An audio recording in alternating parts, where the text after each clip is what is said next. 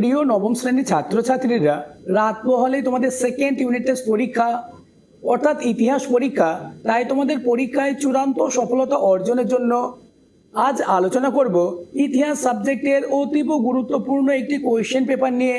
তাই ভিডিওটি প্রথম থেকে শেষ পর্যন্ত দেখো, কেননা এই কোয়েশ্চেন পেপার থেকে তোমাদের পরীক্ষায় বেশিরভাগ প্রশ্ন হুবহু কমন আসবেই। শুরু করছি আজকের আলোচনা। দ্বিতীয় পর্যায়ক্রমিক মূল্যায়ন 2026, ক্লাস 9, বিষয় ইতিহাস, পূর্ণমান 40, সময় 1 ঘন্টা 30 মিনিট। বিভাগ ক, দাগ নম্বর 1, ঠিক উত্তরটি বেছে নিয়ে লেখো। 1 গুণ 8 সমান 8, অর্থাৎ 1-এর দাগে তোমাদের 8টি এমসিকিউ প্রশ্নের উত্তর দিতে হবে। প্রথম প্রশ্ন, কূটনীতির রাজপুত্র বলা হয়? উত্তর অপশন খ, Metternich. Next question number 2, Das Kapital গ্রন্থটির লেখক কে? উত্তর হবে অপশন ক, কার্ল মার্কস। পরের প্রশ্ন, শক্তিসাম্য নীতির মূল কথা কি? উত্তর অপশন খ, ফ্রান্সকে দুর্বল করা। পরের প্রশ্ন, ইয়ং ইতালি প্রতিষ্ঠা করেছিলেন? উত্তর হবে অপশন ক, ম্যাথসিনি। নেক্সট কোয়েশ্চেন নম্বর 5, রক্তাক্ত রবিবারের ঘটনাটি ঘটেছিল? উত্তর অপশন ক, 1905 খ্রিস্টাব্দে। পরের প্রশ্ন, সর্বপ্রথম শিল্প বিপ্লব কোথায় ঘটেছিল? উত্তর হবে অপশন ক, ইংল্যান্ডে। নেক্সট কোশ্চেন নম্বর 7, এপ্রিল থিসিস ঘোষণা করেন? উত্তর অপশন ক, লেনিন। পরের প্রশ্ন, ইতালীয় ভাষায় রেজিমেন্টো কথার অর্থ হলো? উত্তর অপশন ক, পুনর্জাগরণ। পরের প্রশ্ন, চীন সম্পর্কে মুক্তদার নীতি ঘোষণা করেছিলেন? উত্তর অপশন খ, মার্কিন যুক্তরাষ্ট্র। পরের প্রশ্ন, রাশিয়ার পার্লামেন্টের নাম কি? উত্তর অপশন ক, ডুমা। নেক্সট কোশ্চেন নম্বর 11, ভারত যে দেশের উপনিবেশ ছিল? অপশন ক, ইংল্যান্ড। অপশন খ, ফ্রান্স। অপশন ক, রাশিয়া। অপশন খ, জার্মানি। এই প্রশ্নের উত্তরটি তোমরা আমাকে কমেন্টে জানাবে। আর যারা এখনও আমার চ্যানেলটিকে সাবস্ক্রাইব করোনি, এক্ষুনি চ্যানেলটিকে সাবস্ক্রাইব করে দাও এবং ভিডিওটি তোমার বন্ধুদের মধ্যে শেয়ার করে দাও। পরের প্রশ্ন, 14 দফা নীতি ঘোষণা করেন? উত্তর অপশন ক, উড্রো উইলসন। নেক্সট, দ্বিতীয় বিশ্বযুদ্ধের মহড়া বলা হয়? উত্তর হবে স্পেনের গৃহযুদ্ধকে, অর্থাৎ অপশন খ ইজ দ্য কারেক্ট অ্যান্সার। পরের প্রশ্ন, নানকিং সন্ধি স্বাক্ষরিত হয়েছিল? উত্তর অপশন ক, 1842 খ্রিস্টাব্দে। পরের প্রশ্ন, কে মুক্তিদাতা যার নামে প্রসিদ্ধ ছিলেন? উত্তর অপশন খ, দ্বিতীয় আলেকজান্ডার। এই 15টি এমসিকিউ প্রশ্নের মধ্যে কতগুলি প্রশ্ন তুমি নিজে থেকে পারলে তা আমাকে কমেন্টে জানাবে। এবার চলে এসো বিভাগ খ, দাগ নম্বর 2, নিচের প্রশ্নগুলির উত্তর দাও। 1 গুণ 8 সমান 8, দাগ নম্বর 2.1, একটি বাক্যে উত্তর দাও। যে কোনো 6টি প্রশ্নের উত্তর দিতে হবে। প্রথম প্রশ্ন, রক্ত ও লৌহনীতি কে চালু করেছিলেন? উত্তর হবে বিসমার্ক। পরের প্রশ্ন, কনফেডারেশন অব দি রাইন কে গঠন করেন? উত্তর, কনফেডারেশন অব দি রাইন গঠন করেন ফরাসি সম্রাট নেপোলিয়ন বোনাপার্ট। আলোচিত প্রতিটি প্রশ্ন খুবই গুরুত্বপূর্ণ, কেননা আমি তোমাদের ইতিহাস পাঠ্য বই খুঁটিয়ে সবথেকে বাছাই করা এমন প্রশ্নই দিয়েছি যে প্রশ্নগুলি থেকে তোমাদের পরীক্ষায় কমন আসবেই। তাই ইতিহাস সাবজেক্টে 40-এ 40 পেতে চাইলে আলোচিত প্রত্যেকটি প্রশ্নের উত্তর আজকের মধ্যেই মুখস্থ করে নাও। পরের প্রশ্ন, বিশ্বের প্রথম আন্তর্জাতিক সম্মেলন কোনটি? উত্তর, ভিয়েনা সম্মেলন। নেক্সট, উষ্ণ জলনীতি কি? উত্তর, বলকান অঞ্চলকে তুরস্কের প্রভাবমুক্ত করার উদ্দেশ্যে যে সকল প্রচেষ্টা গ্রহণ করেছিল তা উষ্ণ জলনীতি নামে পরিচিত। পরের প্রশ্ন, জাতিসংঘের প্রথম মহাসচিব কে ছিলেন? উত্তর হবে ট্রিক ভ্যালি। নেক্সট, ত্রিশক্তি চুক্তি কবে এবং কাদের মধ্যে হয়েছিল? উত্তর, 1882 খ্রিস্টাব্দে জার্মানি, ইতালি, অস্ট্রিয়ার মধ্যে ত্রিশক্তি চুক্তি হয়েছিল। পরের প্রশ্ন, মেটারনিক কত খ্রিস্টাব্দে কার্লসবার্গ ডিক্রি জারি করেন? উত্তর, 1819 খ্রিস্টাব্দে। নেক্সট প্রশ্ন নম্বর 8, স্পেনের একনায়কতন্ত্র প্রতিষ্ঠা কে করেছিলেন? উত্তর, জেনারেল ফ্রাঙ্কো। নেক্সট, আধুনিক রাশিয়ার জনক কাকে বলা হয়? উত্তর, পিটার দ্য গ্রেটকে। দাগ নম্বর 2.2, নিম্নলিখিত বিবৃতিগুলির সঠিক ব্যাখ্যা নির্বাচন করো।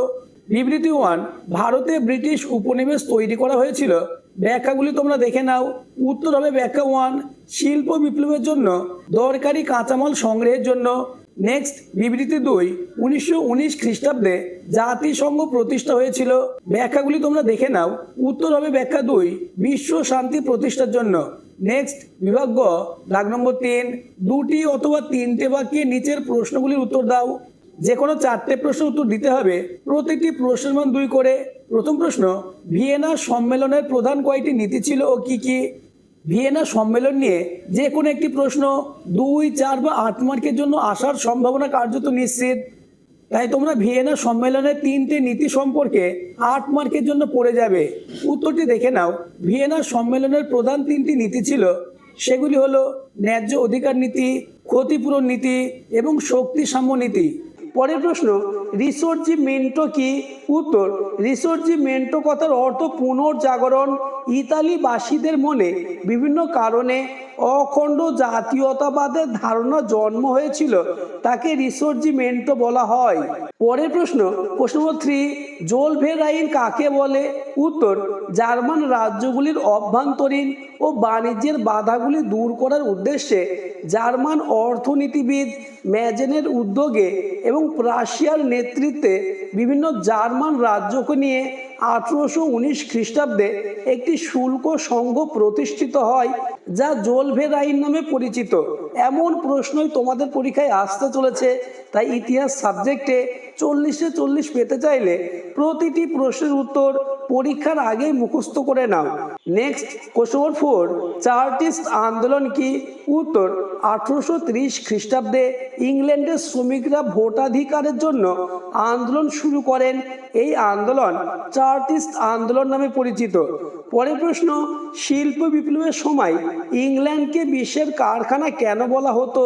উত্তর, শিল্প বিপ্লব শুরু হয়েছিল ইংল্যান্ডে, তখন ইংল্যান্ডের উপনিবেশ ছিল সবচেয়ে বেশি, আর এই সব উপনিবেশ থেকে কাঁচামালের পর্যাপ্ত সরবরাহের মাধ্যমে খুব অল্প সময়ে ইংল্যান্ডে অসংখ্য শিল্প কারখানা গড়ে ওঠে, আর এই জন্য ইংল্যান্ডকে বিশ্বের কারখানা বলা হতো। পরের প্রশ্ন, সেরেজেভো হত্যাকাণ্ড কি? উত্তর, সেরেজেভো হলো বসনিয়ার রাজধানী। অস্ট্রিয়ার যুবরাজ আর্কডিউক ফ্রান্সিস ফার্দিন্যান্ড ও তার পত্নী সোফিয়া সেরেজেভো শহরে পরিভ্রমণে এসেছিলেন। এখানে 1914 খ্রিস্টাব্দের 28 জুন স্লাভ বিপ্লবী সংগঠন ব্ল্যাক হ্যান্ড এর সদস্য গ্রাব্রিলো প্রিন্সেপ যুবরাজ ও যুবরানীকে হত্যা করে। এই ঘটনা সেরেজেভো হত্যাকাণ্ড নামে পরিচিত।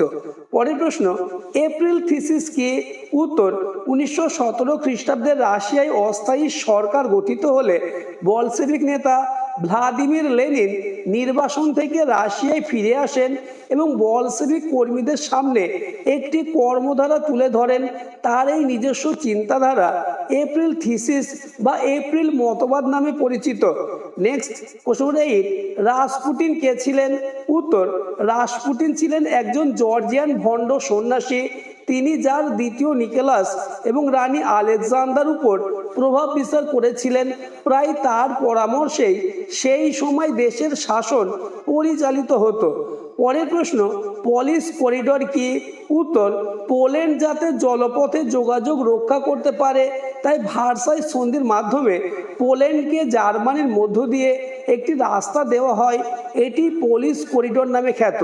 নেক্সট বিভাগ ঘ, দাগ নম্বর 4, নিম্নলিখিত প্রশ্নগুলি 7 অথবা 8টি বাক্যে উত্তর দাও, যে কোনো দুটি, অর্থাৎ 4-এর দাগে তোমাদের 4 মার্কের 2টি প্রশ্নের উত্তর দিতে হবে। প্রথম কোশ্চেন, 1848 খ্রিস্টাব্দে ফেব্রুয়ারি বিপ্লবের কারণগুলি লেখো।